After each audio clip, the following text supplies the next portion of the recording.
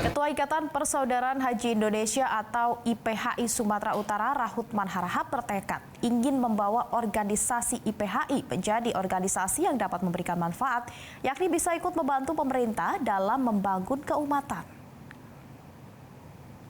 Hal itu disampaikan Rahutman Harahap pada peringatan Milad IPHI ke-34 yang mengambil tema Bersama IPHI Wujudkan Haji Mabrur Sepanjang Hayat yang diadakan di Pendopo Kadijah, Kompleks Tasbih, Kota Medan. Dalam acara turut dihadiri unsur Forkopimda Sumut, tokoh agama dan masyarakat serta ratusan pengurus IPHI se-Sumatera Utara. Kedepannya IPHI juga akan menjalin kerjasama dengan Kemenak untuk berperan dalam setiap musim haji di Sumatera Utara.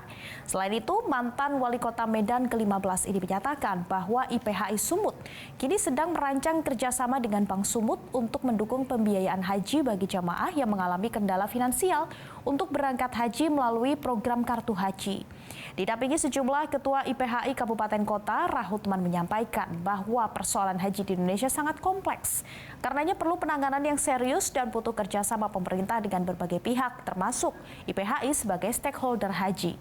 Pada peringatan Milad IPHI ke-34 ini juga diisi dengan tausiah agama yang disampaikan oleh Ustadz Sangkit Saraki, serta acara buka puasa bersama.